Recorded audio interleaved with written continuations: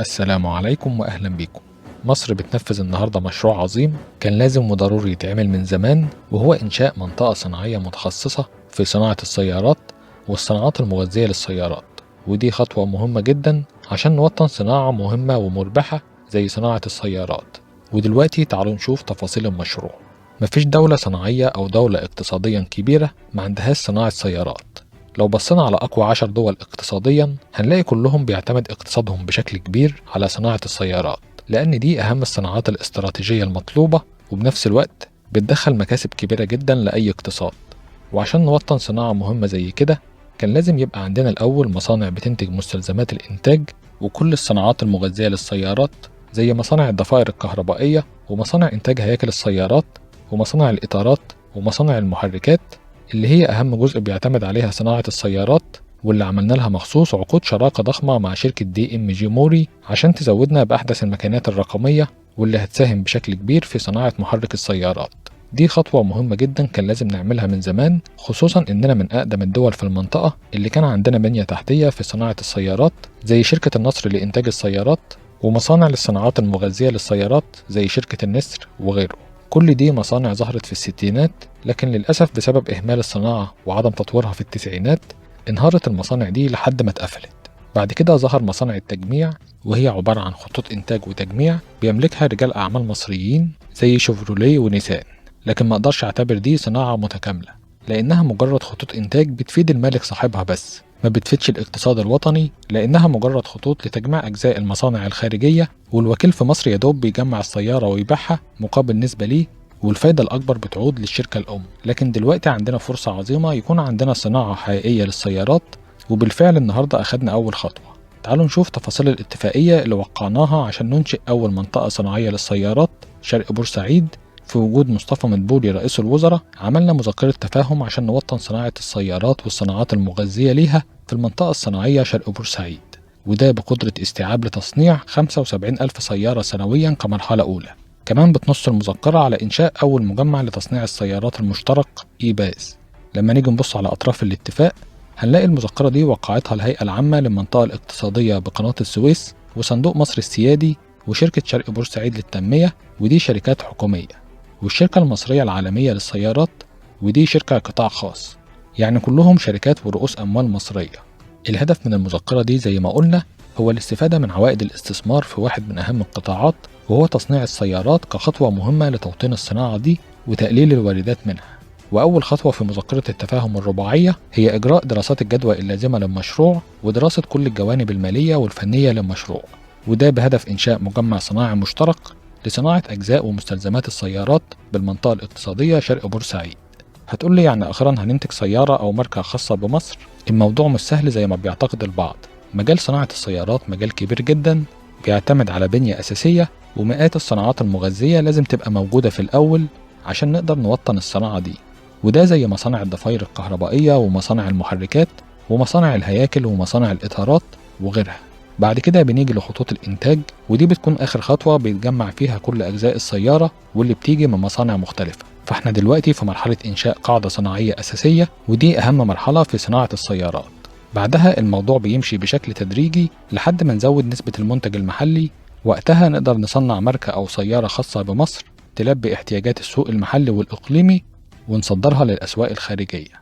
ودلوقتي تعالوا نسمع رئيس الوزراء مصطفى مدبولي قال إيه عن مستقبل صناعة السيارات في مصر، وإيه هي حكاية مصنع الضفائر الكهربائية اللي هيتعمل وهيكون الأكبر من نوعه في العالم.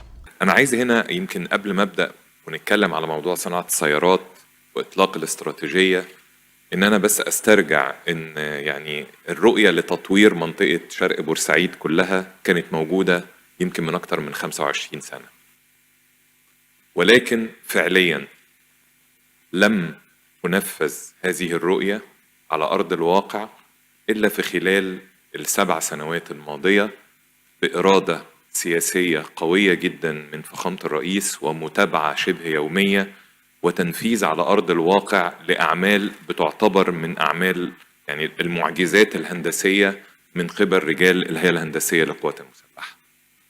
ده هو الحقيقة اللي حصلت عشان نقدر نبقى واقفين النهاردة على هذه الأرض، لأن هذه الأرض اللي يعرفها كويس جدا كان مجرد انك تمشي عليها بتلاقي نفسك بتغرز وبتنزل كشخص، مش بتكلم على معدة. فكون النهاردة ان احنا نبقى قاعدين في مبنى بهذا الشكل بنتكلم على حجم مصانع وعلى مواني وعلى أرصفة بالكيلومترات بتتنفذ، يعني أنا كرجل مهندس بقول هو إعجاز هندسي بكل المقاييس. ومرة أخرى بوجه الشكر لرجال الهيئة الهندسية القوات المسلحة وكل القائمين على هذا المشروع من الشركات المقاولات المصرية اللي حققوا فعلا هذا الحلم اللي كنا زي ما بقول موجود في المرجعيات والتقارير والدراسات التخطيطية على أساس أن هذا المشروع بالفعل هو مشروع عبقري في نقطة التقاء لكل قارات العالم. ولكن مرة أخرى لولا الإرادة السياسية لفخامة الرئيس ومتابعته الدؤوبة لتنفيذ هذا المشروع ما كنا ان احنا النهاردة نبقى واقفين في هذا المكان. والحقيقة يمكن زي ما اتعرض قدام حضراتكم العبقرية بتاعت هذا الموقع ان احنا بيبقى عندنا في مكان واحد القدرة على ان اللي يبقى عندنا صناعة ويبقى عندنا مناطق لوجستية ويبقى عندنا أرصفة للمواني انها تنقل على طول المنتجات من وإلى هذه المنطقة العبقرية. الحقيقة يمكن لما اجي اتكلم على الموضوع الخاص بصناعة السيارات، ويمكن أنا الحقيقة كنت شرفت بلقاء مجموعة من الكبار المصنعين الدوليين والمحليين، يمكن فعلا زي ما الدكتور أحمد فكري قال من 6 أشهر، وساعتها يمكن كانت الرؤية واضحة بالنسبة لنا. لابد أن يتم توطين صناعة حقيقية للسيارات في مصر. وهنا لما بنتكلم على صناعة حقيقية بالفعل في صناعات وفي مصانع بتعمل إنتاج، ولكن مش هو ده طموحنا. ويمكن هنا رقم مهم جدا أنا يعني بستدعيه قدام حضراتكم لينا كلنا كمصريين. حجم استيرادنا من السيارات العام الماضي بالفعل وصل أو تجاوز 4 مليار دولار أمريكي. صرفنا من مواردنا الدولارية 4 مليار دولار. ولكن النهاردة التحدي الكبير فعلا ان في خلال 10 سنين متوقع مع النمو الاقتصادي اللي بيحصل ان عدد سيارات مصر هيتضاعف. يعني معنى كده هبقى محتاج على الاقل 8 مليار دولار سنويا عشان ادخل عربيات للسوق المحلي. طبعا ده لن يكون يعني مقبولا للدولة المصرية، بالعكس احنا يهمنا جدا جدا جدا تشجيع الصناعة المحلية وتوطين هذه الصناعة بكل الصناعات المغذية ليها. احنا رؤيتنا ان مصر قادرة ان شاء الله انها تكون مركز اقليمي لهذه الصناعة، ليس فقط لتغطي طبعا السوق المحلي ولكن ايضا لتكون بوابة لافريقيا. مهم جدا ان احنا نهتم في الفترة القادمة ايضا بموضوع الصناعات المغذية لهذه الصناعة الرئيسية.